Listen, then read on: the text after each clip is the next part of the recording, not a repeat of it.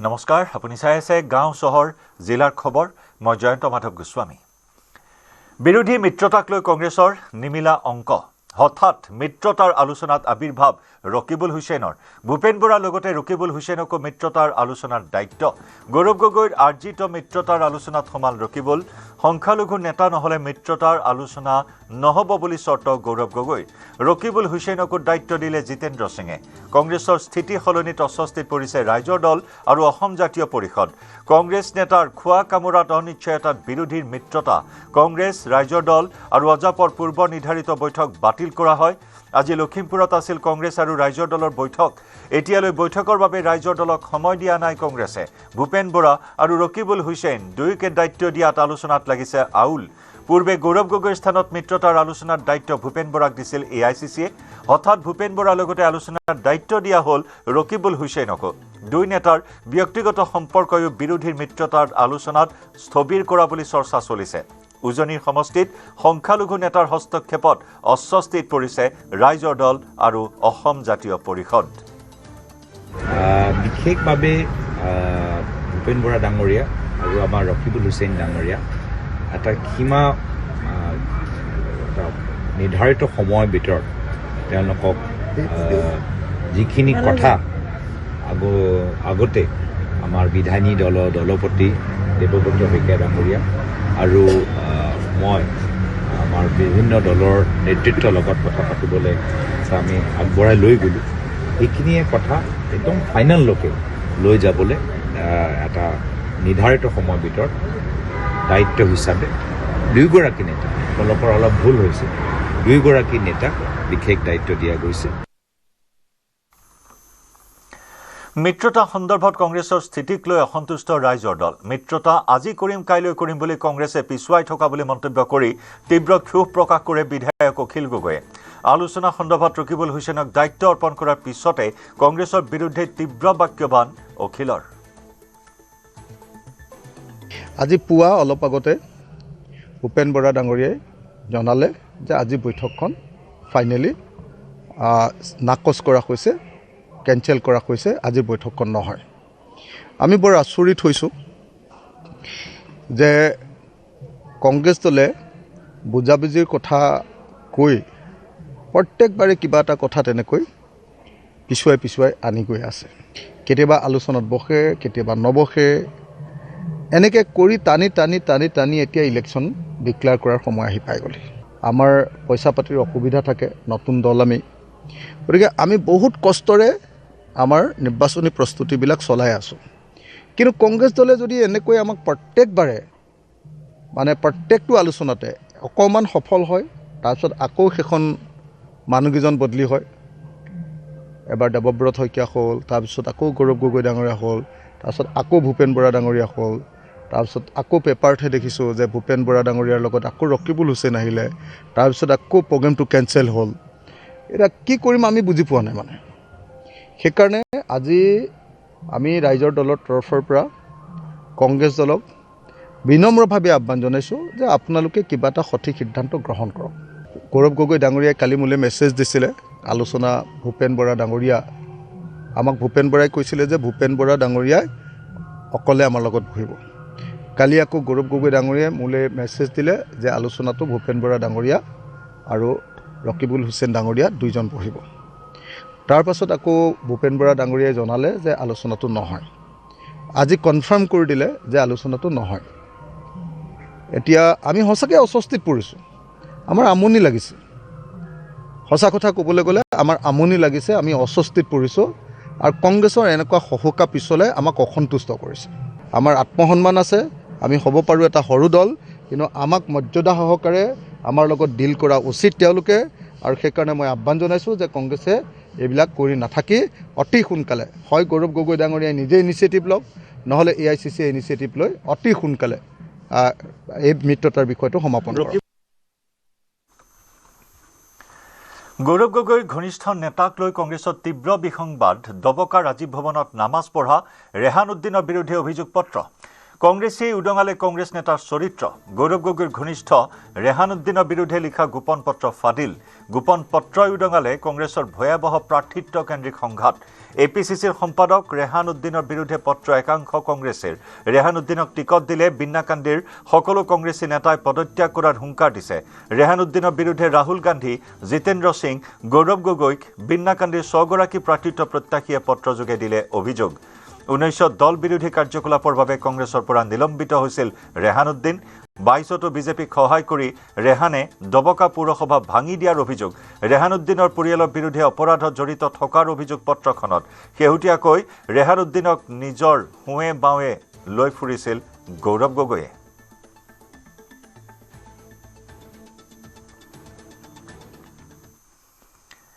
ইফালে কংগ্ৰেছৰ পৰিৱৰ্তন যাত্ৰাত অশ্লীল ইংগিত প্ৰসংগত চিআইডিৰ তদন্ত আৰম্ভ মীৰা বৰঠাকুৰক সোধাপোছা তদন্তকাৰী চিআইডি বিষয়াৰ ভূপেন বৰা দেৱব্ৰত শইকীয়াকো সোধাপোছাৰ বাবে সমন জাৰি ঘটনাৰে জড়িতসকলৰ জবানবন্দী লোৱাৰ বাবে তৎপৰ চিআইডি মহিলা আয়োগৰ নিৰ্দেশৰ পিছতে চিআইডিয়ে আৰম্ভ কৰিছে তদন্ত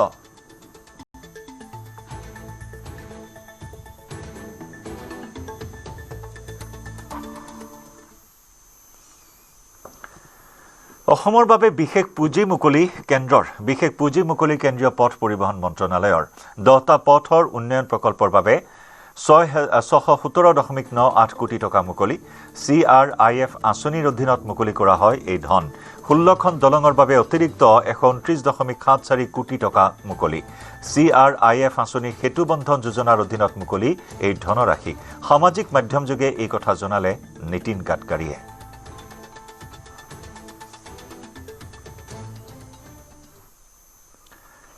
শিৱসাগৰ জিলাৰ আমগুৰিত শুকুৰবাৰে অসমীয়া যুৱ মঞ্চই অভিনৱ প্ৰতিবাদ সাব্যস্ত কৰে অসমীয়া যুৱ মঞ্চৰ সহ সম্পাদক আকাশ শইকীয়াই নিজৰ মূৰত কণী আৰু বিলাহী ভাঙি উজাৰিলে ক্ষোভ আমগুৰিৰ সামূহিক চিকিৎসালয়ত অচলাৱস্থাত বিৰাজ কৰি থকাৰ পিছতো সংশ্লিষ্ট বিভাগে কোনো পদক্ষেপ নোলোৱা তীব্ৰ প্ৰতিবাদ সাব্যস্ত কৰে অসমীয়া যুৱ মঞ্চই ইয়াৰ উপৰি আমগুৰি ভৱন নাট্য মন্দিৰত চলা অচলাৱস্থা অনিয়ম দূৰ কৰাৰ ক্ষেত্ৰতো সংশ্লিষ্ট কৰ্তৃপক্ষই কোনো পদক্ষেপ নোলোৱা বুলি ক্ষোভ প্ৰকাশ কৰে সংগঠনটোৱে অসমীয়া যুৱ মঞ্চৰ সহ সম্পাদক আকাশ শইকীয়াই নিজৰ মূৰতে কণী আৰু গেলা বিলাহী ভাঙি উজাৰিলে ক্ষোভ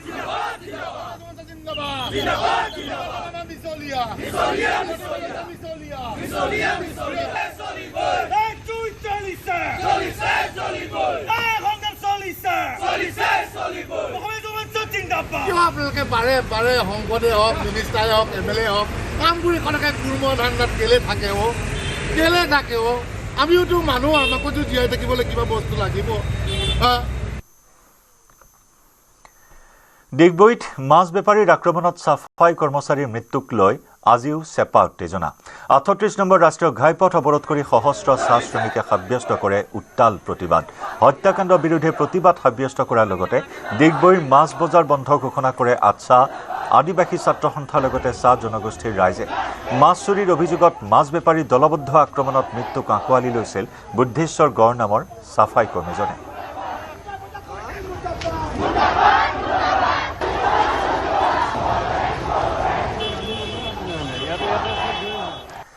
আমাৰ সতীৰ্থ সাংবাদিক ৰীনা কাকতি গগৈৰ সৈতে সংযুক্ত হৈছোঁ ৰীনা সাফাই কৰ্মীৰ মৃত্যুক লৈ তীব্ৰ উত্তেজনা বৰ্তমান পৰিস্থিতি কেনেকুৱা নিয়ন্ত্ৰণলৈ আহিছে নে নাই পৰিস্থিতি হয় জয়ন্ত যেহেতু ডিগবৈ মাছ বজাৰ সংগঠিত হোৱা মৰেল পুলিচিঙৰ যি ঘটনা এই ঘটনাত এজন লোকে প্ৰাণ ত্যাগ কৰিবলগীয়া হোৱাৰ পাছৰ পৰা বৰ্তমানত ডিগবৈত তীব্ৰ চেপা উত্তেজনাই বিৰাজ কৰি আছে প্ৰায় 30 ঘণ্টা অতিবাহিত হৈ যোৱাৰ পিছতো বৰ্তমানলৈকে বন্ধ হৈ পৰিছে ডিগবৈত দৈনিক যিখন বজাৰ আৰু সৰুবৰ সকলো ব্যৱসায় প্ৰতিষ্ঠান বৰ্তমানলৈকে বন্ধ হৈ পৰা দেখা গৈছে চাহ জনজাতি ছাত্ৰ সন্থা আৰু আদিবাসী ছাত্ৰ সন্থাৰ নেতৃবৰ্গই যিটো দোষীক আইনী প্ৰক্ৰিয়াত কোনো প্ৰকাৰে যাতে হাৰি যাব নোৱাৰে তাৰ উচিত তদন্তৰ লগতে ফাঁচীৰ দাবীত আজি যিটো 38 নং ৰাষ্ট্ৰীয় ঘাইপথ অৱৰোধ কৰি উত্তাল প্ৰতিবাদ সাব্যস্ত কৰিছে ইতিমধ্যে দেখা গৈছে যোৱাকালি মৃতদেহ লৈ ডিগবৈ ৰাজপথত অৱৰোধ কৰিছিল ৰাজপথত প্ৰায়জনে প্ৰতিবাদ সাব্যস্ত কৰিছে হত্যাকে ফাঁচীত দিয়ক বুলি যে দাবী উত্থাপন কৰিছিল ঠিক তেনে দেখা গৈছে আজি দ্বিতীয় দিনাও এনেদৰে ৰাজপথ উত্তাল কৰি তুলিছে আশা আৰু আচ্ছা ছাত্ৰ সংগঠনসমূহে আৰু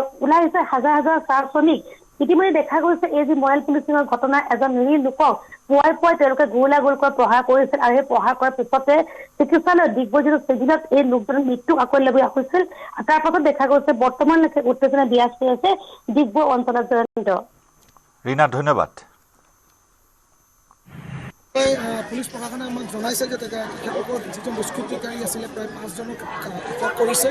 আমি দুটাই সংগঠনে আমি দাবী জনাইছোঁ যে এই দুষ্কৃতিকাৰীসকলক অনতিপলমে তেখেতলোকক ফাঁচি দিব লাগিব আৰু সেইসকল মানুহক যিকেইজন হয় তেখেতলোকৰ ছবিবোৰ আমাক দেখাব লাগিব কোনকেইজন মানুহ হয়। আৰু আমাৰ দ্বিতীয় দাবীটো হৈছে য'ত এই স্থানত যি মাছ বজাৰত আমাৰ বুধেশ্বৰ গড়ক হত্যা কৰা হৈছিলে সেই গোটেই ঠাইডোখৰত কিন্তু বুধেশ্বৰ গড়ৰ নামত নামাকৰণ হ'ব লাগিব আৰু বুধেশ্বৰ গড়ৰ নামত সেই বজাৰখন চলিব লাগিব। আৰু যিহেতু বিজেপি চৰকাৰে কৈ থাকে যে মানে খিলঞ্জীয়া সুৰক্ষিতৰ কথা তেখেতলোকে কৈ থাকে, কিন্তু ইয়াত কিন্তু সুৰক্ষিত হৈ থকা নাই। খিলঞ্জীয়া চাহ শ্ৰমিক, চাহ জনগোষ্ঠী, আদিবাসী ৰাইজ কিন্তু সুৰক্ষিত হৈ থকা নাই।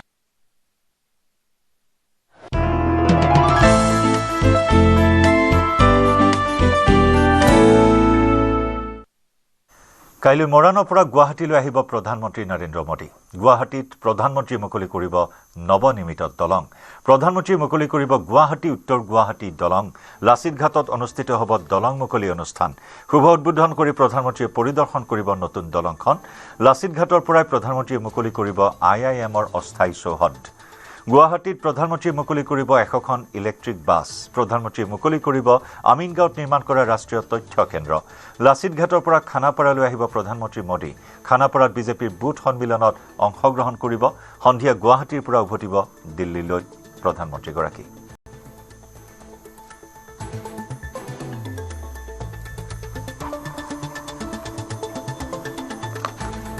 ৰাজধানী গুৱাহাটী মহানগৰীত পুনৰ ৰাজপথত আপোনালোকে দেখিবলৈ পাব প্ৰায় শতাধিক গ্ৰীণ বাছ।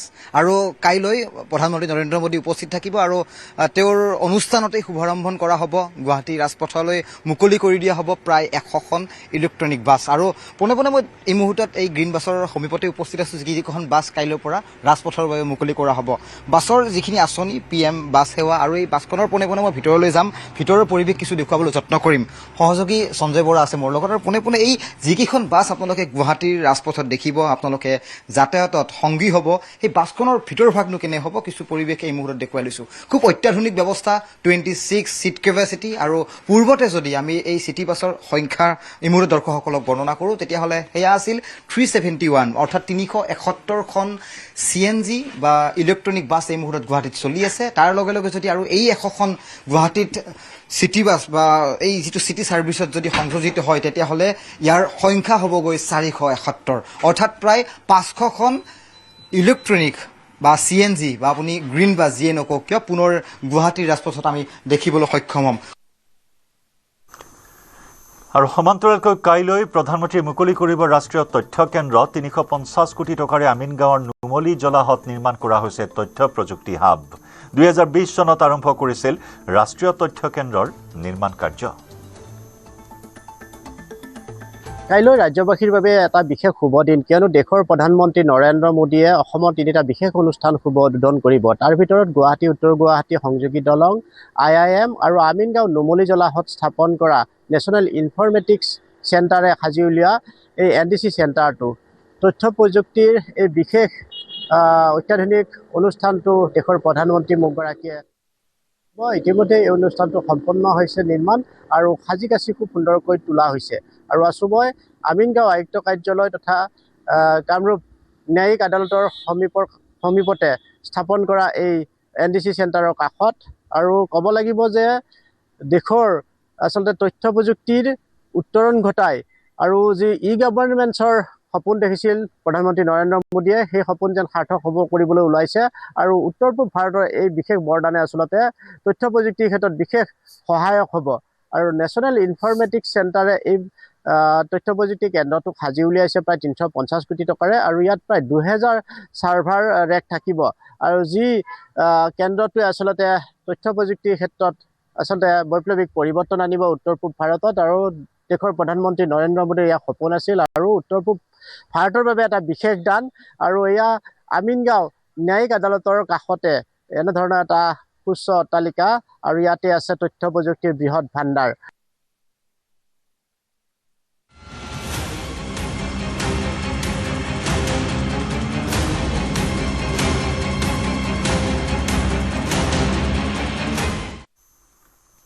আৰু কাইলৈ মুকলি হ'ব উত্তৰ পূবৰ প্ৰথম ইমাৰ্জেঞ্চি লেণ্ডিং ফেচিলিটি থকা মৰাণৰ গছপুৰীয়া ৰাষ্ট্ৰীয় ঘাইপথ কাইলৈ দেশৰ প্ৰধানমন্ত্ৰী নৰেন্দ্ৰ মোদীৰ উপস্থিতিত ভাৰতীয় বায়ুসেনাৰ অত্যাধুনিক যুঁজাৰু বিমানে শক্তি প্ৰদৰ্শন কৰিব ইতিমধ্যে বিগত 2 দিন ধৰি ভাৰতীয় বায়ুসেনাৰ ৰাফেল সুখয় আদি যুঁজাৰু বিমানে ইএলএফত উৰণ আৰু অৱতৰণৰ পৰীক্ষা সফলভাৱে সম্পন্ন কৰিছে দেশৰ প্ৰধানমন্ত্ৰী উপভোগ কৰিবলগীয়া এয়াৰ শ্ব'ত ভাৰতীয় বায়ুসেনা 16খনকৈ বিমানে শক্তি প্ৰদৰ্শন কৰিব কাইলৈ এয়াৰ শ্ব'ৰ বাবে আজিও বিশেষ তৎপৰতা দেখিবলৈ পোৱা হৈছে চূড়ান্ত অনুশীলনত ভাৰতীয় বায়ুসেনাই মৰাণৰ আকাশত দেখুৱাইছে যুদ্ধ বিমানৰ সমৰ কলা ইফালে প্ৰধানমন্ত্ৰীৰ আগমনৰ পূৰ্বে বৃহস্পতিবাৰে নিশা মৰাণৰ জৰুৰীকালীন অৱতৰণ ক্ষেত্ৰত উপস্থিত হয় মুখ্যমন্ত্ৰী ডক্টৰ হিমন্ত বিশ্ব শৰ্মা এয়াৰ শ্ব'ৰ প্ৰস্তুতি সন্দৰ্ভত বুজ ল'লে মুখ্যমন্ত্ৰীক সংগ দিয়ে মন্ত্ৰী যোগেন মোহন বিধায়ক চক্ৰধৰ গগৈ বিধায়ক তৰংগ গগৈয়ে 14 ফেব্ৰুৱাৰীত অনুষ্ঠিত হ'বলগীয়া এয়াৰ শ্ব' উপভোগ কৰিবলৈ শিক্ষাৰ্থীসকলকো আমন্ত্ৰণ জনায় মুখ্যমন্ত্ৰীয়ে বায়ুসেনাৰ এই প্ৰদৰ্শনে নৱপ্ৰজন্মক বায়ুসেনাত যোগদানৰ বাবে অনুপ্ৰাণিত কৰিব বুলি মন্তব্য মুখ্যমন্ত্ৰীৰ বানপানী দুৰ্যোগৰ সময়তো এই স্থানত হেলিকপ্টাৰ নমাই সাহায্য যোগান ধৰিব পৰা যাব বুলিও মুখ্যমন্ত্ৰীয়ে উল্লেখ কৰে কাইলৈ পুৱাই মৰাণত উপস্থিত হ'ব প্ৰধানমন্ত্ৰী নৰেন্দ্ৰ মোদী দিল্লীৰ পৰা পুনে চাবুৱাত উপস্থিত হ'ব পুৱা 7:15 দিল্লীৰ পৰা মৰাণলৈ উৰা মাৰিব প্ৰধানমন্ত্ৰী পুৱা 9:50 চাবুৱাৰ এয়াৰফিল্ডত উপস্থিত হ'ব প্ৰধানমন্ত্ৰী পুৱা 10 বজাত চাবুৱাৰ পৰা মৰাণলৈ ৰাওনা হ'ব প্ৰধানমন্ত্ৰী মৰাণ বাইপাছত অৱতৰণ কৰিব প্ৰধানমন্ত্ৰী মোদীৰ বিমান প্ৰধানমন্ত্ৰীৰ উপস্থিতিত মৰাণত অনুষ্ঠিত হ'ব এয়াৰ শ্ব' মৰাণৰ এয়াৰ শ্ব'ত ভাগ ল'ব বায়ুসেনাৰ 16খন বিমানে মৰাণৰ ইএলএফত অৱতৰণ কৰিব কেইবাখনো যুঁজাৰু বিমানে ৰাফেল সুখয় যুঁজাৰু বিমানে ভাগ ল'ব এয়াৰ শ্ব'ত প্ৰধানমন্ত্ৰীৰ উপস্থিতিত হ'ব 30 মিনিটৰ এয়াৰ শ্ব' প্ৰধানমন্ত্ৰীৰ আগমনৰ বাবে ডিব্ৰুগড় জিলা প্ৰশাসনৰ কেইবাটাও গুৰুত্বপূৰ্ণ নীতি নিৰ্দেশনা ইএলএফ উদ্বোধনৰ বাবে মৰাণৰ 10 কিলোমিটাৰ ব্যাসাৰ্ধৰ ভিতৰত ইটাৰ ভাটাৰ চিমনি ব্যৱহাৰত নিষেধাজ্ঞা জাৰি কৰা হৈছে লগতে ইটা ভাটাৰ লগত জড়িত সকলো ঔদ্যোগিক কাৰ্যকলাপ 13 ফেব্ৰুৱাৰীৰ পৰা 14 ফেব্ৰুৱাৰীলৈ বন্ধ ৰখাৰ জাননী দিয়া হৈছে ইফালে মৰাণৰ পৰা গেট পৰীক্ষাৰ ছাত্ৰ-ছাত্ৰীসকলক মৰাণৰ পৰা অহা যোৱা কৰাৰ বাবে বিকল্প পথ ল'বলৈ পৰামৰ্শ দিয়া হৈছে লগতে ডাম্পাৰ নিৰ্মাণ সামগ্ৰী কঢ়িয়াই নিয়া বাহন আৰু অন্যান্য গধুৰ বাহনৰ চলাচলৰ ক্ষেত্ৰত 14 ফেব্ৰুৱাৰীৰ পুৱা 5 বজাৰ পৰা বিয়লি 5 বজালৈ কঠোৰভাৱে নিষেধাজ্ঞা আৰোপ কৰা হৈছে প্ৰধানমন্ত্ৰী আগমনক লৈ মৰাণত এতিয়া যুদ্ধকালীন তৎপৰতা দেখা গৈছে আৰু এয়া মৰাণৰ ইএলএফত ব্যাপক ব্যস্ততা দেখা গৈছে ইতিমধ্যে 2 দিন বিমান অৱতৰণ উৰণ পৰীক্ষণ কৰাৰ পিছত আজি পুনৰ বিমানৰ অৱতৰণ উৰণ পৰীক্ষা কৰিছে আৰু প্ৰধানমন্ত্ৰী কাইলৈ যিদৰে আহিব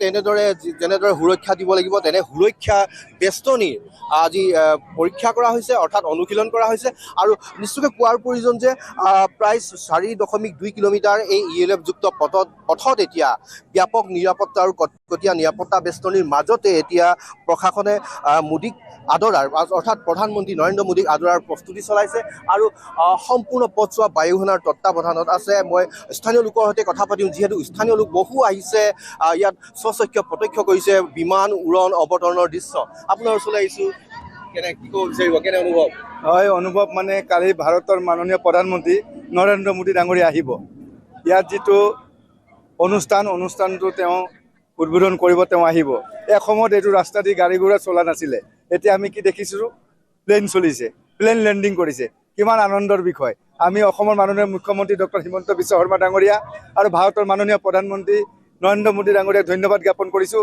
আৰু বহুতো মানুহ আহি ইয়াত লোকাৰণ্যই পৰিছে ছাত্ৰ ছাত্ৰীসকলে উৎফুল্লিত হৈ আছে ইমান সুন্দৰ এটা পৰিৱেশ চাই ধন্যবাদ জনাইছোঁ বহু সংখ্যক ছাত্ৰ ছাত্ৰীও আছে আমি কিন্তু এই মুহূৰ্তত এখন বিমান দেখাম যে ৰাজপথত এনেধৰণে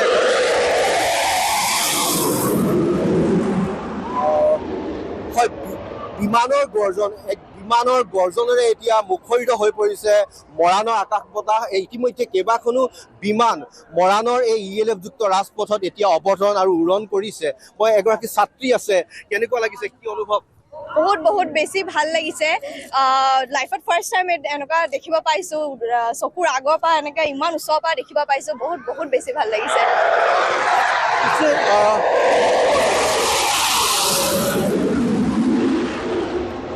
নিশ্চয়কৈ সকলোৱে আনন্দ প্ৰকাশ কৰিছে কিয়নো উত্তৰ পূবৰ ভিতৰতে প্ৰথম ELF যুক্ত এই পথছোৱা বৰ্তমান বিমান অৱতৰণ কৰিছে আৰু উৰণ কৰিছে। ইয়াকে চাবলৈ এতিয়া ৰাইজে ওলাই আহিছে আৰু সকলোৱে আনন্দ প্ৰকাশ কৰিছে।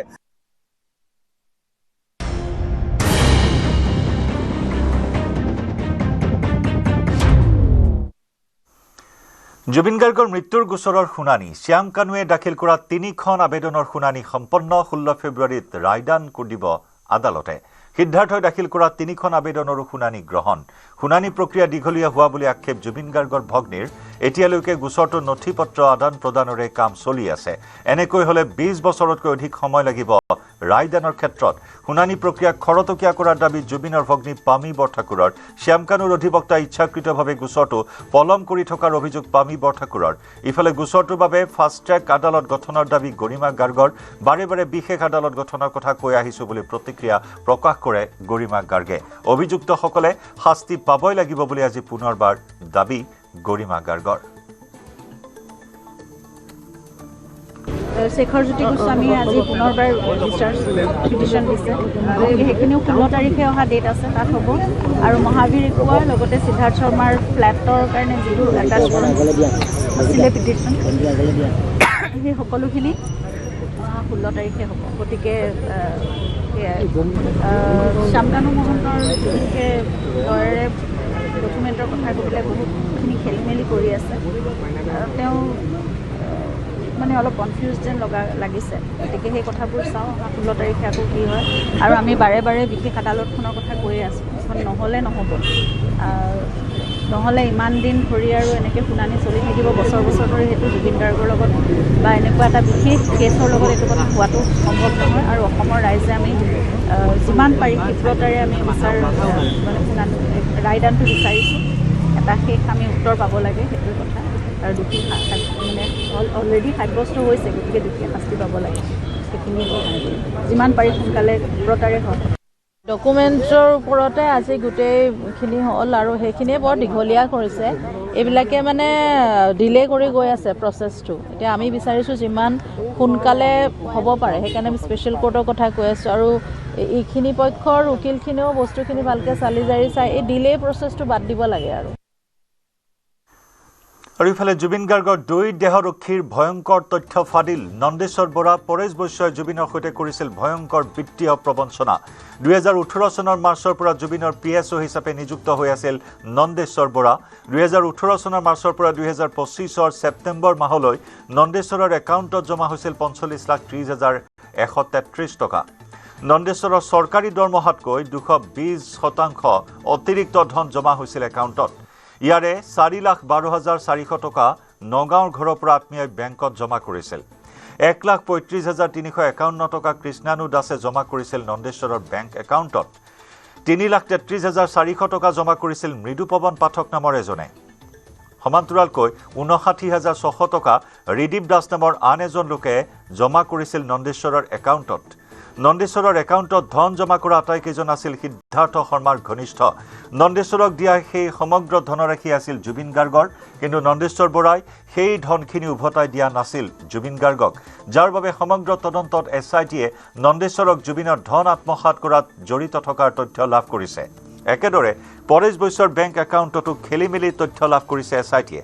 2022 জানুৱাৰী মাহৰ পৰা 2025 বৰ্ষৰ 6 ছেপ্টেম্বৰলৈ পৰেশ বৈশ্যৰ একাউণ্টত জমা হৈছিল 36,93,339 টকা।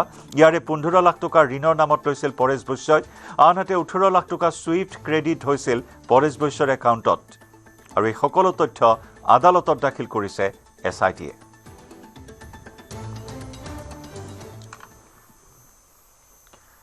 নিউজ 18 অসম নৰ্থ ইষ্টত ধাৰাবাহিক বাতৰিৰ প্ৰভাৱ। অৱশেষত বন্ধ কৰি দিয়া হ'ল গেটৱে অৱ গুৱাহাটীৰ ভিতৰৰ পাৰ্কিং। গেটৱে অৱ গুৱাহাটীৰ ভিতৰত ব্যক্তিগত পাৰ্কিং খুলি অত্যধিক ধন লোৱাৰ অভিযোগ উত্থাপন হৈছিল। এই সন্দৰ্ভত নিউজ 18 অসম নৰ্থ ইষ্টৰ ধাৰাবাহিক বাতৰিৰ পিছতে কাষতে বিনামূলীয়া পাৰ্কিঙৰ ব্যৱস্থা কৰি দিয়া হৈছে। উল্লেখযোগ্য যে গেটৱে অৱ গুৱাহাটীত পাৰ্কিঙৰ নামত লুটৰাজৰ অভিযোগ উত্থাপন হৈছিল। ফাঁচী বজাৰৰ গেটৱে অৱ গুৱাহাটীত পাৰ্কিঙৰ মাচুল বৃদ্ধিক কেন্দ্ৰ কৰি হৈছিল তীব্ৰ বিতৰ্ক। উল্লেখযোগ্য যে প্ৰথমে গুৱাহাটী পৌৰ নিগমৰ নিৰীক্ষত বাহনৰ পৰা লৈছিল পাৰ্কিং মাচুল, কিন্তু ব্যক্তিগত কোম্পানীৰ হাতলৈ যোৱাৰ পিছতে পাৰ্কিং মাচুলো অত্যধিক বৃদ্ধি কৰা হৈছিল। তাকে লৈ সৃষ্টি হৈছিল তীব্ৰ প্ৰতিক্ৰিয়াৰ।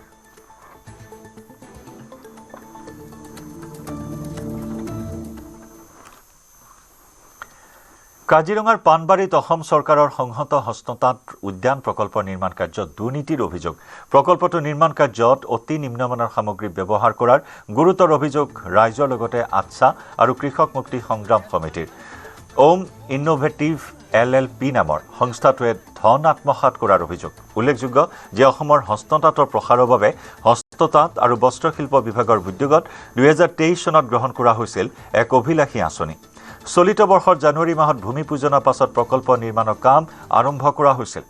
বৃহস্পতিবাৰে স্থানীয় দল সংগঠনৰ একাংশ সদস্যই নিৰ্মাণ কাৰ্য চাবলৈ যোৱাৰ সময়তো বাধা প্ৰদান কৰে ঠিকাদাৰী প্ৰতিষ্ঠানটোৰ বিষয়ববীয়াই। বোকাখাটৰ বিধায়ক তথা কৃষিমন্ত্ৰী অতুল বৰাৰ হস্তক্ষেপৰ দাবী জনাইছে স্থানীয় ৰাইজে। পানবাৰী যি কৃষি পাম আছিলে, এই কৃষি পামত অসম চৰকাৰৰ দ্বাৰা নিৰ্মাণ হৈ থকা যি হেণ্ডলুম টেক্সটাইলৰ যিটো আমাৰ হেৰি আছিলে, আপোনাৰ যিটো প্ৰজেক্ট আছিলে, এই প্ৰজেক্টটো চাবৰ কাৰণে আজি আমি ইয়ালৈ আহিছিলোঁ। কিন্তু পৰিতাপৰ কথাটো হ'ল যে ইয়াত প্ৰথমতে আমি লোকেল ল'ৰাখিনি যেতিয়া আহিলোঁ যে আমি বস্তুটো কিনো বনাইছে ভিতৰত আমি চাব খুজিলোঁ। চাব খুজোঁতে তেওঁলোকৰ যিবিলাক মানে ক্ৰাইটেৰিয়া দেখালে, তেওঁলোকৰ যিবিলাক নীতি নিয়ম দেখুৱালে, আমি আচৰিত হ'লোঁ। তাৰপিছত আমি ভাবিলোঁ যে ইয়াত যদি আমি নোসোমোৱাকৈ গুচি যাওঁ তেতিয়াহ'লে এইটো আমাৰ বৃহৎ এটা ক্ষতি হ'ব। সেইকাৰণে আমি ইয়াৰ ভিতৰত সোমোৱাৰ চেষ্টা কৰিলোঁ। তেওঁলোকে বাৰে বাৰে কৈছিলে যে তেওঁলোকৰ মেনেজাৰ নাই, তেওঁলোকে আমাক পাৰ্মিশ্যন দিব নোৱাৰে। আমি কৈছোঁ যে আমি একো চুৰ কৰিবলৈ ইয়ালৈ অহা নাই। যিহেতু আমাৰ এটা সমষ্টিত আমাৰ ঘৰৰ ওচৰত যিহেতু এটা সম্পদ হৈ আছে, সেই সম্পদটো আমাক চাবলৈ কাৰণে ইয়ালৈ আহিছোঁ। গতিকে তেওঁলোকে আমাক চাবলৈ নিদিয়ে। ভিতৰত যেতিয়া আমি আহি পেলাই দেখিলোঁ যে ইয়াত যদি সোমাই আপোনাৰ চকু কপালত উঠিব। ইয়াত বালিৰ চেম্পুলে আপুনি চাব নে মাটিৰ চেম্পুলে চাব নে পাথৰৰ চেম্পুলে চাব, চিমেণ্টৰ বেগবিলাক আচলতে কি দিছে এতিয়া আমি ধৰিব পৰা নাই। কিন্তু আমি ইয়াৰ পৰা ক'ব খুজিছোঁ এই গোটেই যে এটা বৃহৎ এটা যে কেলেংকাৰী ইয়াত সংঘটিত কৰিছে, এইটো ইয়াত ধ্ৰুৱ হৈছে। আৰু গেটত তেওঁলোকে আমাক বাৰম্বাৰ বাধা দিয়া কাৰণটোৱে হ'ল সেইটো। আমি ভাবি আছিলোঁ যে আমাক কিয় ইমান মানে তেওঁলোকে সোমাবলৈ নিদিয়া কাৰণটো কি। তাৰপিছত দেখিলোঁ যে ইয়াত তেওঁলোকে ঘোটলা কৰি 2 নম্বৰ কৰি UPৰ পৰা তেওঁলোকে ইয়াত কমিশ্যন খাই ইয়াৰ পৰা অসমৰ সম্পদ লুটিপুটি তেওঁলোকে পইচাকেইটা লুটিপুটি লৈ যাবৰ কাৰণে ইয়াত চেষ্টা কৰি আছে। এই কাৰ্য হ'বলৈ দিয়া নহ'ব। সেইকাৰণে আমি দাবী উত্থাপন কৰিছোঁ, এই প্ৰজেক্টত যিবিলাক কাম কৰিলে এইবিলাক ভাঙি দিব লাগিব। ভাঙি নিদিলে ইয়াত বহু নিম্নমানৰ কাম ইয়াত চলিছে। আমি ইয়াত এতিয়া পাথৰ যিবিলাক চিমেণ্টৰ যিবিলাক পাথৰ বনাইছে, এই পাথৰবিলাক আমি হাতেৰে ধুই পেলাই চাইছোঁ, সেইবিলাক নদী পাথৰেদি বনোৱা হৈছে। নদী পাথৰেদি ইমান ডাঙৰ অট্টালিকা বনাব পাৰে নেকি? আমি লোকেলিটি হৈ কিনে যদি আমি প্ৰজেক্ট এটা ইমান ডাঙৰ চলি আছে ইয়াত সোমাব নোৱাৰোঁ, অতি দুখৰ বিষয়, লাজ লগা কথা। আমি চুৰ কৰিব আহিছোঁ নেকি? ইয়াত সেইটোতো নহয়। ইয়াত 2 নম্বৰ কাম চলি আছে, সেইকাৰণে আমাক সোমাব দিয়া নাই। এতিয়া সোমোৱাৰ পাছত চাইছোঁ আমি গোটেই গাফলতি চলি আছে। মেটেৰিয়েল বস্তু চাইছোঁ একেবাৰে 2 নম্বৰ। মানে কি কৰিব বিচাৰিছে? ইমান ডাঙৰ প্ৰজেক্ট এটা মুখ্যমন্ত্ৰীয়ে দিছে, সেইটো ভাল হ'ব লাগে নে বেয়া হ'ব লাগে? আমি দেখিবলৈ পাইছোঁ যে ইয়াত গোটেই 2 নম্বৰী কাম চলি আছে। সেইবোৰ হ'ব নালাগে। আমি সকীয়াই দিছোঁ, এইবোৰ যোনবোৰ কাম ষ্টাৰ্ট হৈ গৈছে সেইবোৰ ভাঙি পেলাব লাগে আৰু পুনৰ নতুনকৈ ষ্টাৰ্ট কৰিব লাগে।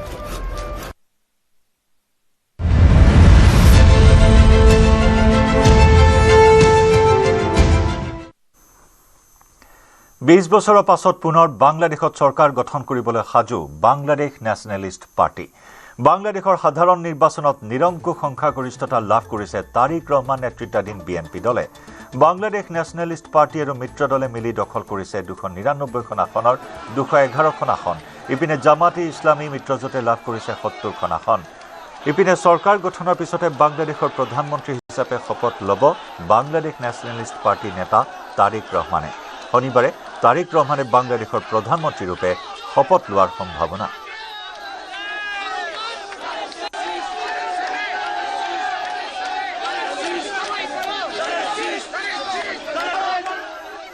আৰু ইপিনে বাংলাদেশ নিৰ্বাচনত BNPয়ে সংখ্যাগৰিষ্ঠতাৰে জয় লাভ কৰাত তাৰিক ৰহমানলৈ ছ'চিয়েল মিডিয়া যোগে অভিনন্দন জনালে ভাৰতৰ প্ৰধানমন্ত্ৰী নৰেন্দ্ৰ মোদীয়ে।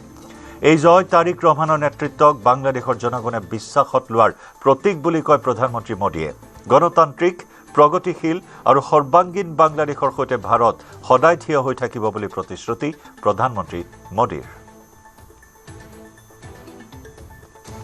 Well, we hope that the relationship between two neighboring countries and the people of these two countries will be strengthened. we thank Prime Minister Narendra Modi for congratulating our leader, Tariq Rahman. It's great that a democratic country is supposed to recognize the verdict of the people, and Mr. Narendra Modi has done this. We thank him. বাংলাদেশের ইতিহাসে সত্যি একটি শুভ সকাল আজকে 13ই ফেব্রুয়ারি। আমাদের দৃঢ় বিশ্বাস আমাদের গণতান্ত্রিক নবযাত্রায় আজকের সকালটা ইতিহাসে স্মরণীয় হয়ে থাকবে এবং আপনারা যে যার অবস্থান থেকে ভূমিকা রেখেছেন তাদের সকলের প্রতি বাংলাদেশ নির্বাচন কমিশনের পক্ষ থেকে মাননীয় প্রধান নির্বাচন কমিশনার এবং আমার সহকর্মী সকল কমিশনারের পক্ষ থেকে আন্তরিক ধন্যবাদ এবং কৃতজ্ঞতা জানাচ্ছি। আমাদের একটাই কমিটমেন্ট ছিল যে আমরা নির্মোহভাবে আইন প্রয়োগ করে স্বচ্ছ এবং নিরপেক্ষ একটি নির্বাচন উপহার দিব।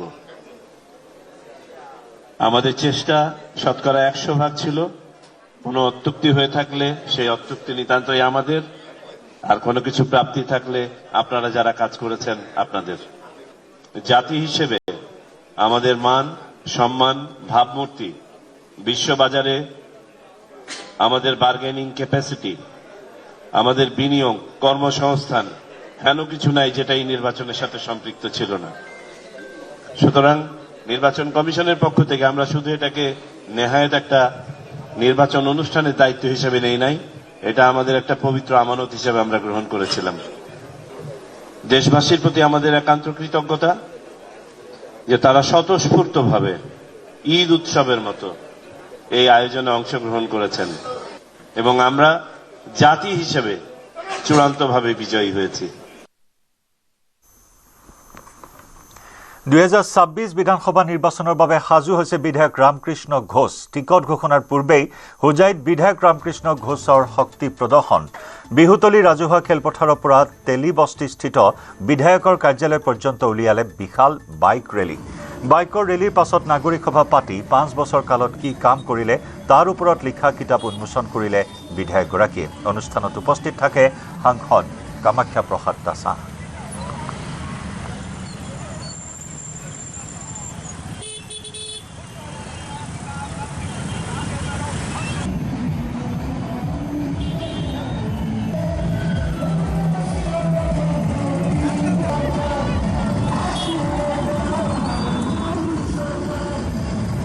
ডেভেলপমেণ্টৰ পূজাৰী, ডেভেলপমেণ্টে সকলো ক্ষেত্ৰত সকলো মানুহ লাগে, হয় নে নহয়? তো আমি সেইটোৱে কৰি আছোঁ, সেই কথাবিলাকে ক'ব লাগে। আজি হোজাইত কি কলেজ নালাগে নেকি? হোজাই মেডিকেল কলেজ নালাগে নেকি? হোজাই ইউনিভাৰ্চিটি নালাগে নেকি? হোজাই কলেজ এষ্টাব্লিছমেণ্ট হ'ব নালাগে নেকি? হোজাইত বিভিন্ন ধৰণৰ বিল্ডিংবিলাকৰ যিটো অৱস্থা হৈ আছিল সেইটো ডেভেলপমেণ্ট হ'ব নালাগে নেকি? হোজাই দেশবন্ধু বিদ্যাপীঠৰ নিচিনা মডেল স্কুল যিটো আমাৰ মুখ্যমন্ত্ৰী ডাঙৰীয়াই কৰি দিলে সেইটো নালাগে নেকি? সেইবিলাকে লাগি আছোঁ। আমি মিত্ৰতা কৰাৰ কোন?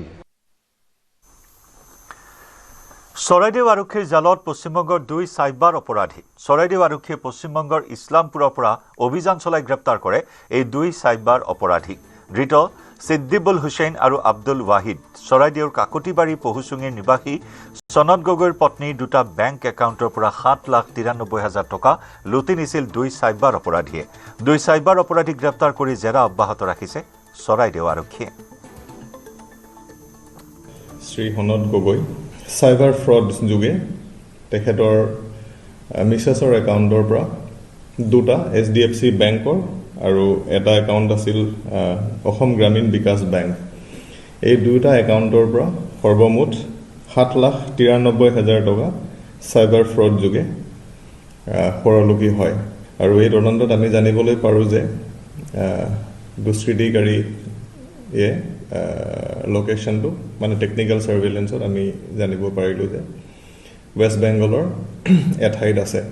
2টা নম্বৰ মোবাইল নম্বৰ আছিল, এই মোবাইল নম্বৰকেইটাই অপৰাধটো সংঘটিত কৰিছে বুলি আমি ততালিকে SP ছাৰৰ তত্বাৱধানত আৰু মুখ্যালয়ৰ অসম আৰক্ষীৰ মুখ্য কাৰ্যালয়ৰ পৰা অনুমতি লৈ DSP হেডকোৱাৰ্টাৰ শ্ৰী আৰিয়ান নাথৰ নেতৃত্বত এটা চৰাইদেউ আৰক্ষীৰ দল ৱেষ্ট বেংগললৈ পঠিয়াওঁ আৰু ৱেষ্ট বেংগল আৰক্ষী মানে ইছলামপুৰ জিলাৰ আৰক্ষীৰ সহযোগত ক্ৰমে মহম্মদ ছিদ্দিকুল হুছেইন আৰু আব্দুল ৱাহিদ নামৰ দুজন অভিযুক্তক কৰায়ত্ব কৰি গ্ৰেপ্তাৰ কৰি অসমলৈ আনিবলৈ সক্ষম হওঁ।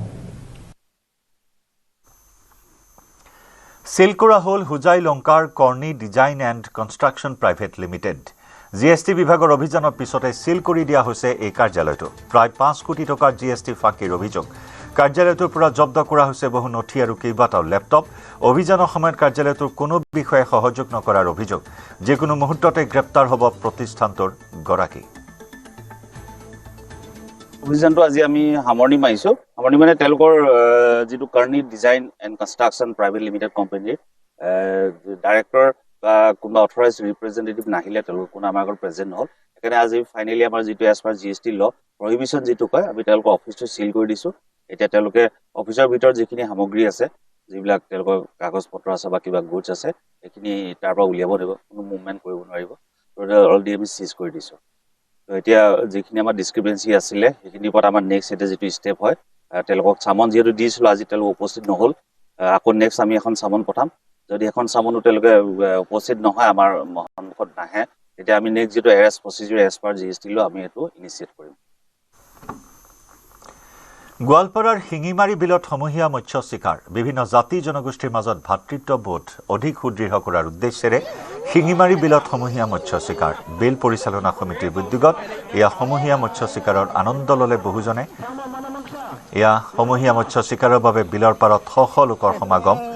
উল্লেখযোগ্য যে বালিজানা শিঙিমাৰী বিল পৰিচালনা সমিতিয়ে প্ৰতি বছৰে সমূহীয়া মৎস্য চিকাৰৰ আয়োজন কৰি আহিছে। প্ৰকাণ্ড মাছ পাই আনন্দিত হৈ পৰে সকলো।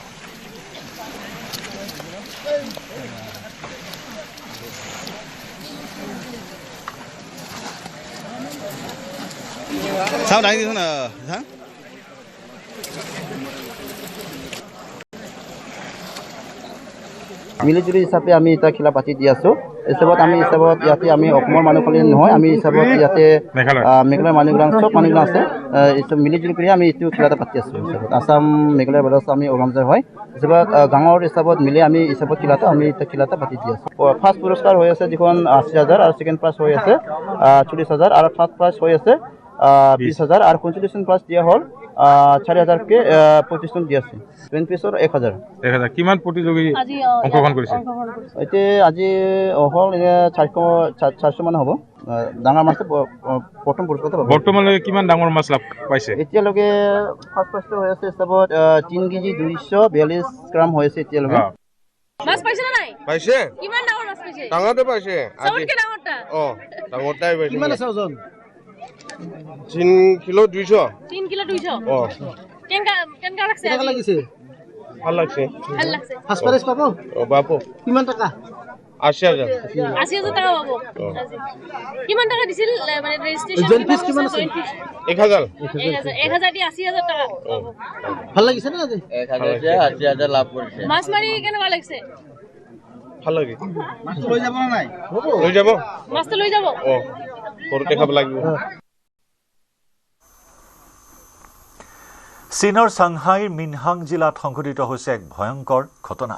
হঠাৎ খহি পৰিল এটা নৱনিৰ্মিত পথৰ বৃহৎ অংশ। পথটো খহি পৰাৰ লগে লগে আতংকিত হৈ পৰে অঞ্চলটোত উপস্থিত থকা প্ৰত্যক্ষদৰ্শী। এয়া চাওক কেনেদৰে কেমেৰাত বন্দী হ'ল নিৰ্মীয়মান পথটোৰ বৃহৎ অংশ খহি পৰাৰ দৃশ্য। অৱশ্যে সৌভাগ্যবশতঃ এই ঘটনাত কোনো লোক হতাহত হোৱা নাই। সামাজিক মাধ্যমত তীব্ৰ গতিত ভাইৰেল হৈছে নৱনিৰ্মিত পথটো খহি পৰাৰ দৃশ্য।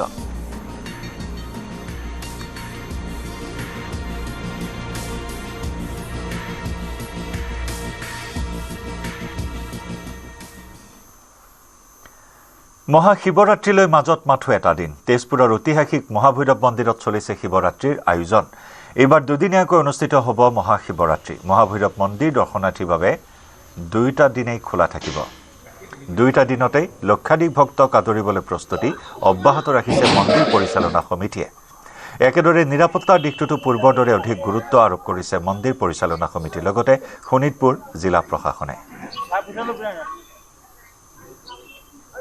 ভক্তৰ বাবে আমাৰ দেওবাৰে ৰাতিপুৱা 5 বজাৰ পৰা সন্ধিয়া 8 বজালৈকে ভক্তৰ কাৰণে খোলা থাকিব আৰু ঠিক নিশা 9 বজাৰ পৰা আমি মূল পূজাৰ কাৰণে আমি প্ৰস্তুতি চলাই 10 বজাৰ পৰা বৰণ আৰম্ভ হ'ব। যেহেতু আমাৰ জিলা আয়ুক্ত আৰু পৰিচালনা সমিতিৰ সভাপতি হয় আৰু পৰিচালনা সভাপতি আৰু পৰিচালনা সমিতিয়ে সকলোৱে মিলি 10 বজাৰ পৰা বৰণ দি কিনেহে পূজা আৰম্ভ কৰিব। 4 প্ৰহৰৰ পূজা হ'ব আৰু পূজা ঠিক শেষ ৰাতি 4:30 লৈকে চলিব। খবৰৰ ধাৰা অব্যাহত ৰাখিম। সময় হৈছে এটি বিৰতিৰ।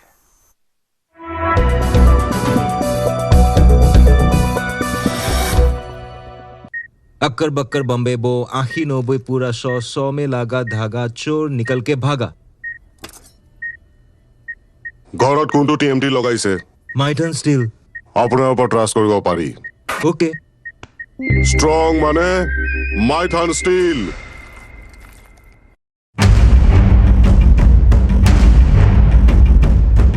সাজু থাকিব কেমেৰা, সাজু থাকিব চিয়াহী। সময় বুজি গৌৰৱ গগৈৰ গালৈ নিক্ষেপ হ'ব চিয়াহী। কেমেৰাত বন্দী হোৱা দৃশ্য প্ৰচাৰ হ'ব সৰ্বত্ৰ, কিন্তু নাটকখন মঞ্চায়িত হোৱাৰ পূৰ্বেই ফাদিল হ'ল স্ক্ৰিপ্ট।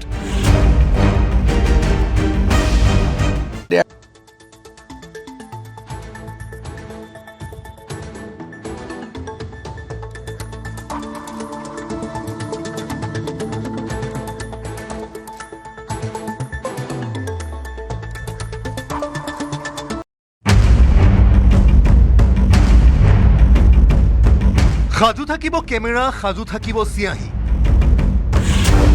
সময় বুজি গৌৰৱ গগৈৰ গালৈ নিক্ষেপ হ'ব চিয়াহী।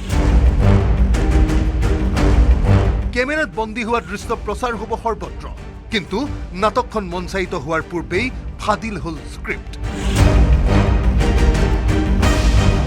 There is a 3 guy, 1 Sunil Kanagule, 2 Saksham Marwa, who is here in Guwahati. Third, a girl called Adrita Das. That both three has connived that they will throw ink on Gaurav Gogoi, and then they will shift the blame to BJP. আপোনাৰ নাক্কাতি সতিনীৰ যাত্ৰা ভংগ, এই আপ্তবাক্য মানিয়েই যেন চলিছিল পৰিকল্পনা, কিন্তু বিফল হ'ল সকলো। অসম প্ৰদেশ কংগ্ৰেছ কমিটিৰ সভাপতি তথা সাংসদ গৌৰৱ গগৈক চিয়াহী আক্ৰমণেৰে অপদস্থ কৰাৰ নাটকৰ অন্যতম নাট্যকাৰৰ চলিল দিছপুৰ থানাত জেৰা। দিছপুৰ থানাই তলব কৰিছিল তিনি কংগ্ৰেছীক। গৌৰৱ গগৈৰ পাকিস্তান সংযোগে ৰাজ্যৰ ৰাজনীতিত তোলপাৰ লগাই থকাৰ সময়তে মুখ্যমন্ত্ৰী হিমন্ত বিশ্ব শৰ্মাই ফাদিল কৰিলে কংগ্ৰেছ।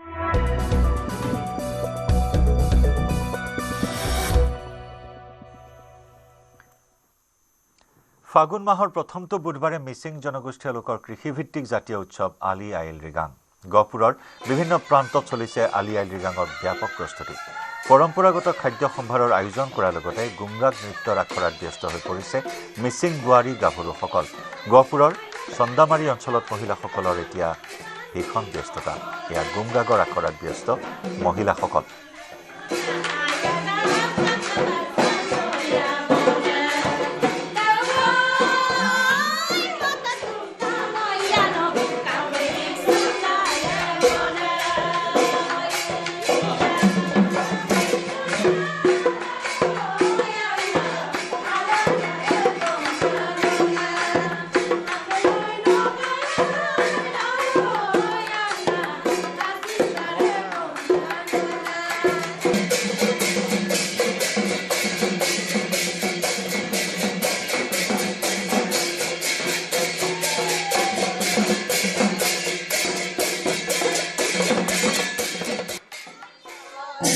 মিচিং ৰাইজৰ মাজত এইকেইটা দিনত খুব আনন্দ, কাৰণ ফাগুন মাহৰ প্ৰথমটো বুধবাৰে অনুষ্ঠিত হ'ব আলি আই লৃগাং, আৰু সেইবাবে দেখা গৈছে গহপুৰৰ মিছামাৰী অঞ্চলৰ বিভিন্ন প্ৰান্তত মিচিং ৰাইজে তেওঁলোকে গুমৰাগৰ আখৰাত ব্যস্ত হৈ থকা দেখা গৈছে।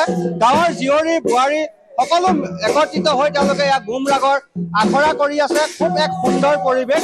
আৰু যিহেতু ফাগুন মাহৰ প্ৰথমটো বুধবাৰে আলি আই লৃগাং অনুষ্ঠিত কৰা হয়, কৃষিভিত্তিক উৎসৱ, ধনীবলক পূজা কৰা হয়, তেওঁলোকৰ পৰম্পৰা নীতি নিয়ম অনুসৰি সকলোবিলাক পালন কৰা হয়। আৰু সেই উদ্দেশ্যে গুমৰাগ নৃত্যই বিশেষভাৱে গুৰুত্ব লাভ কৰে।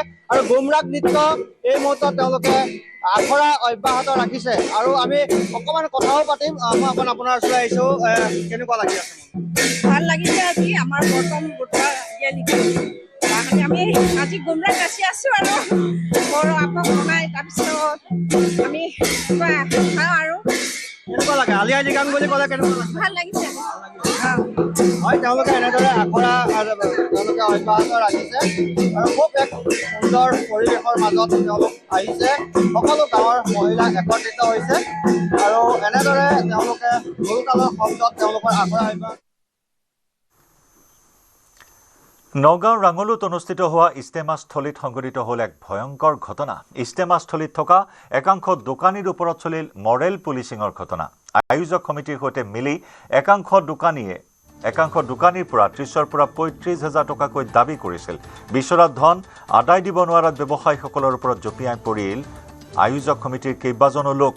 কেইবাজনো দোকানীক গুৰুলাগুৰুলকৈ প্ৰহাৰ কৰাৰ অভিযোগ।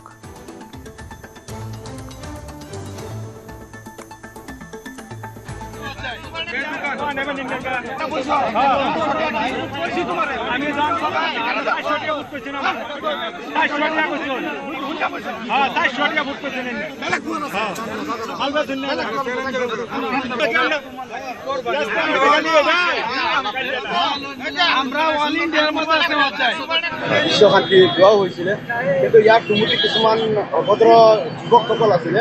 সেইসকলে দেখা পাইছোঁ এজন মিঠাইৱালা দোকানত সেই আক্ৰমণ কৰি দোকানখন একদম লণ্ডভণ্ড কৰি দিছে, মালখিনি একদম পেলাই দিছে।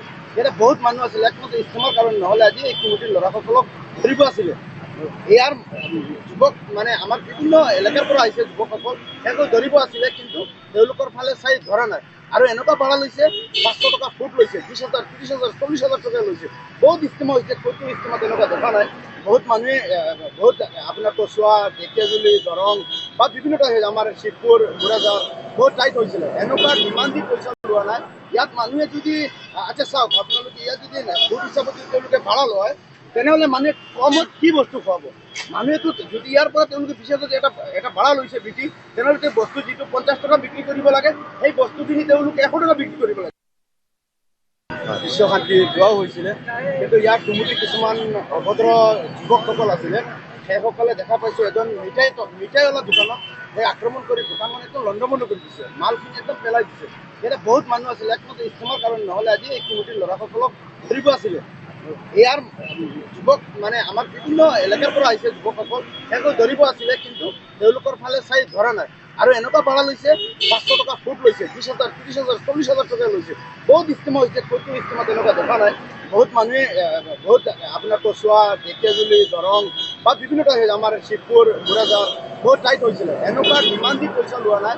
ইয়াত মানুহে যদি আচ্ছা চাওক, আপোনালোকে ইয়াত যদি ফুট হিচাপত যদি তেওঁলোকে ভাড়া লয়, তেনেহ'লে মানুহে কমত কি বস্তু খুৱাব? মানুহেতো যদি ইয়াৰ পৰা তেওঁলোকে পিছত যদি এটা ভাড়া লৈছে বিক্ৰী, তেনেহ'লে সেই বস্তু যিটো 50 টকা বিক্ৰী কৰিব লাগে, সেই বস্তুখিনি তেওঁলোকে 100 টকা বিক্ৰী কৰিব লাগে।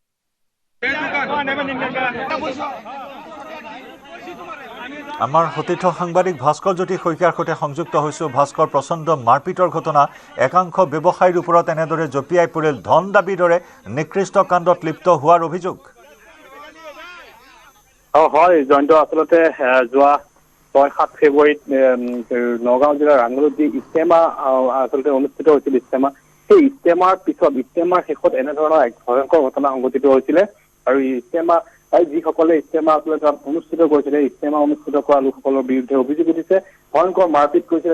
আচলতে তাৰ কাষৰ যিবোৰ দোকানী আছিলে, দোকানীসমূহক তেওঁলোকে ধন দাবী কৰিছিল। আচলতে ধন দাবী কৰি তেওঁলোকে যেতিয়া ধন দিয়া নাছিল, ধন নিদিয়াৰ কাৰণে তেওঁলোকক মাৰপিট কৰিছিল। আৰু আৰক্ষীক গোচৰ দিব যোৱাৰ বাবেও তেওঁলোকে আচলতে যেতিয়া ভাবুকি দিছিল আৰক্ষীক গোচৰ দিব নালাগে, নহ'লে তাতকৈ বেছিকে মাৰপিট কৰি এনেধৰণৰ ঘটনা আচলতে সংঘটিত কৰিছিল। আচলতে এক ধৰ্মীয় অনুষ্ঠান তাত অনুষ্ঠিত হৈছিল ৰাঙলুত, এক বৃহৎ ইষ্টেমা, মধ্য অসমৰ এখন বৃহৎ ইষ্টেমা অনুষ্ঠিত হৈছিল। কিন্তু কিহৰ বাবে এনেধৰণৰ ধৰ্মীয় অনুষ্ঠানত এনেধৰণৰ ঘটনা সংঘটিত হ'ল সেয়া আচলতে সকলোকে সচকিত কৰি তুলিছে। আৰু এটা কথা ক'ব লাগিব যে একাংশ এতিয়া অভিযোগ কৰিছে যে যিখন আয়োজিক সমিতি আছিলে, আয়োজিক সমিতিয়ে আচলতে ধৰ্মৰ নামত ধন আদায় কৰিবৰ বাবে এনেধৰণৰ অনুষ্ঠান আয়োজন কৰিছিল নেকি। সমগ্ৰ ঘটনা সন্দৰ্ভত ইতিমধ্যে ৰাংগুলো আৰক্ষীয়ে তদন্ত অব্যাহত ৰাখিছে। আৰক্ষী তদন্তৰ পিছতে সমগ্ৰ তথ্য পোহৰলৈ আহিব। কিন্তু এনেধৰণৰ এক ধৰ্মীয় অনুষ্ঠানৰ নামত যি ঘটনা সংঘটিত হ'ল সেই ঘটনা সমগ্ৰ নগাঁও জিলাখনক লজ্জানত কৰি তুলিছে। জয়ন্ত। ভাস্কৰ, ধন্যবাদ।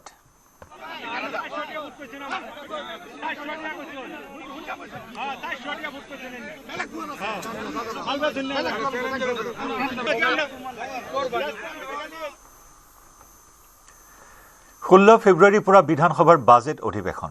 ৰাজ্যপালৰ ভাষণেৰে আৰম্ভ হ'ব বিধানসভাৰ বাজেট অধিৱেশন। 4 দিনীয়াকৈ অনুষ্ঠিত হ'ব অসম বিধানসভাৰ পঞ্চদশ অন্তিমখন অধিৱেশন। অধিৱেশনৰ দ্বিতীয় দিনা উত্থাপন হ'ব আগন্তুক বিত্তীয় বৰ্ষৰ লেখানুদান। বিধানসভা নিৰ্বাচনৰ বাবে পূৰ্ণাংগ বাজেটৰ সলনি উত্থাপন হ'ব লেখানুদান। সদনত লেখানুদান উত্থাপন কৰিব বিত্তমন্ত্ৰী অজন্তা নেওগে। সদনত উত্থাপন হ'ব এখন সংশোধনী বিধেয়কো। পৰিপূৰক দাবী মঞ্জুৰিও উত্থাপন কৰাৰ সম্ভাৱনা। এই কথা জনালে বিধানসভাৰ প্ৰধান সচিব দুলাল পেগুৱে।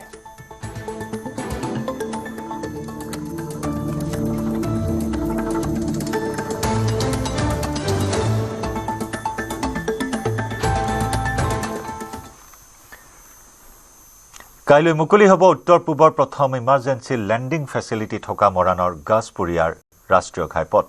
কাইলৈ দেশৰ প্ৰধানমন্ত্ৰী নৰেন্দ্ৰ মোদীৰ উপস্থিতিত ভাৰতীয় বায়ুসেনাৰ অত্যাধুনিক যুঁজাৰু বিমানে শক্তি প্ৰদৰ্শন কৰিব। ইতিমধ্যে বিগত 2 দিন ধৰি ভাৰতীয় বায়ুসেনাৰ ৰাফেল, সুখয় আদি যুঁজাৰু বিমানে ELF-ত উৰণ আৰু অৱতৰণৰ পৰীক্ষা সফলতাৰে সম্পন্ন কৰিছে। দেশৰ প্ৰধানমন্ত্ৰীয়ে উপভোগ কৰিবলগীয়া এয়াৰ শ্ব'ত ভাৰতীয় বায়ুসেনাৰ 16খনকৈ বিমানে শক্তি প্ৰদৰ্শন কৰিব। কাইলৈ এয়াৰ শ্ব'ৰ বাবে আজিও বিশেষ অনুশীলন চলাই থকা হৈছে। চূড়ান্ত অনুশীলনত ভাৰতীয় বায়ুসেনাই মৰাণৰ আকাশত দেখুৱাইছে যুদ্ধ বিমানৰ সমৰকলা। ইফালে প্ৰধানমন্ত্ৰীৰ আগমনৰ পূৰ্বে বৃহস্পতিবাৰে নিশা মৰাণৰ জৰুৰীকালীন অৱতৰণ ক্ষেত্ৰত উপস্থিত হয় মুখ্যমন্ত্ৰী ডক্টৰ হিমন্ত বিশ্ব শৰ্মা। এয়াৰ শ্ব'ৰ প্ৰস্তুতি সন্দৰ্ভত বুজ ল'লে মুখ্যমন্ত্ৰীগৰাকী। মুখ্যমন্ত্ৰীক সংগ দিয়ে মন্ত্ৰী যোগেন মোহন, বিধায়ক চক্ৰধৰ গগৈ, বিধায়ক তৰংগ গগৈ। 14 ফেব্ৰুৱাৰীত অনুষ্ঠিত হ'বলগীয়া এয়াৰ শ্ব' উপভোগ কৰিবলৈ শিক্ষাৰ্থীসকলকো আহ্বান জনালে মুখ্যমন্ত্ৰীয়ে।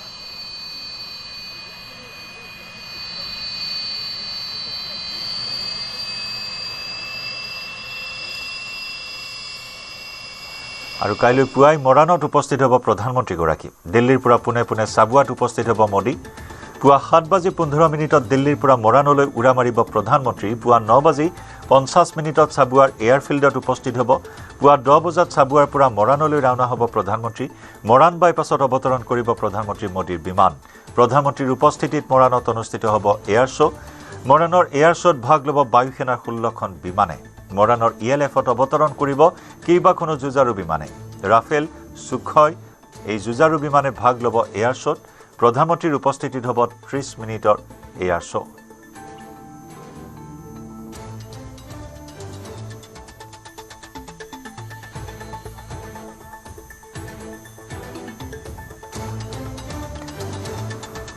আৰু কাইলৈ মৰাণৰ পৰা গুৱাহাটীলৈ আহিব প্ৰধানমন্ত্ৰী। গুৱাহাটীত প্ৰধানমন্ত্ৰীয়ে মুকলি কৰিব নৱনিৰ্মিত দলং। প্ৰধানমন্ত্ৰীয়ে মুকলি কৰিব গুৱাহাটী উত্তৰ গুৱাহাটী দলং। লাচিত ঘাটত অনুষ্ঠিত হ'ব দলং মুকলি অনুষ্ঠান। শুভ উদ্বোধন কৰি প্ৰধানমন্ত্ৰীয়ে পৰিদৰ্শন কৰিব নতুন দলংখন। লাচিত ঘাটৰ পৰাই প্ৰধানমন্ত্ৰীয়ে মুকলি কৰিব IIM-ৰ অস্থায়ী চৌহদ। গুৱাহাটীত প্ৰধানমন্ত্ৰীয়ে মুকলি কৰিব 100খন ইলেক্ট্ৰিক বাছ। প্ৰধানমন্ত্ৰীয়ে মুকলি কৰিব আমিনগাঁৱত নিৰ্মাণ কৰা ৰাষ্ট্ৰীয় তথ্য কেন্দ্ৰ। লাচিত ঘাটৰ পৰা খানাপাৰালৈ আহিব প্ৰধানমন্ত্ৰী মোদী। খানাপাৰাত বিজেপিৰ বুথ সন্মিলনত অংশগ্ৰহণ কৰিব মোদীয়ে। সন্ধিয়া গুৱাহাটীৰ পৰা দিল্লীলৈ ৰাওনা হ'ব প্ৰধানমন্ত্ৰী।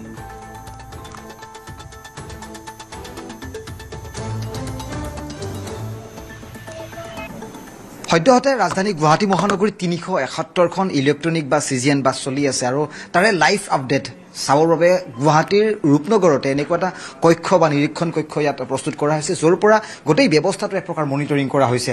আৰু পোনে পোনে সঞ্জয় বৰাই দেখুৱাই আছে কেইজনমান ইয়াৰ বিষয়া কৰ্মচাৰী নিয়োগ কৰা হৈছে। অহৰহ তেওঁলোকে এই গোটেই ছিষ্টেমটোৰ সৈতে ওতঃপ্ৰোতভাৱে জড়িত হৈ আছে। আৰু বিশেষকৈ এই যিটো এলাৰ্ট এখন বাছ এখনৰ ভিতৰত যদি কিবা ধৰণৰ যাত্ৰীয়ে অসুবিধা সন্মুখীন হয় তেতিয়ালৈকে তাত তেওঁলোকে বাটন টিপিব। লগে লগে সেই চাইৰেনৰ শব্দ বাছখনত বাজি উঠাৰ লগে লগে এই নিৰীক্ষণ কক্ষটোতো বাজি উঠিব লগে লগে ইয়াৰ পৰা নিৰীক্ষণ হ'ব আৰু এই মুহূৰ্তত চাওক গুৱাহাটী মহানগৰীখন গোটেই দেখুৱাইছোঁ মেপ আকাৰত আৰু য'ত ব্লিং কৰি য়েলো ৰেড এই ধৰণৰ বা ব্লু এই হ'ল এখন বাছৰ চিহ্ন য'ৰ পৰা বাছসমূহৰ বৰ্তমান অৱস্থিতি এক প্ৰকাৰ লাইভ কভাৰেজ ইয়াত থাকিয়ে ইয়াৰ পৰা নিৰীক্ষণ কৰা হৈছে গতিকে এই ধৰণৰ ব্যৱস্থাৰ মাজেৰে গুৱাহাটী মহানগৰীত যাতে এই গ্ৰীণ বাছসমূহ যাতে সুচাৰুৰূপে চলি থাকিব পাৰে তাক নিৰীক্ষণ কৰাৰ বাবে এই মুহূৰ্তত 24/7 ব্যৱস্থাটো এই মুহূৰ্তত মুকলি কৰা হৈছে সদ্যহতে পুনৰ 100খন নতুন গ্ৰীণ বাছ গুৱাহাটী মহানগৰীত চলিব কাইলৈ প্ৰধানমন্ত্ৰীগৰাকীয়ে শুভাৰম্ভ কৰিব এই PM বাছ সেৱা আৰু তাৰ পিছত গুৱাহাটী মহানগৰীত 471 নাম্বাৰছ অফ বাছ গুৱাহাটীৰ ৰাজপথত দৌৰিব আৰু লগে লগে ব্যস্ততা বাঢ়িব এই কক্ষটোত আৰু এই কক্ষটোৰ পৰাই গোটেই বাছসমূহৰ গতিবিধি নিৰীক্ষণ কৰা হ'ব সময় হ'ল গাঁও চহৰ জিলাৰ খবৰৰ পৰা বিদায় লোৱাৰ নমস্কাৰ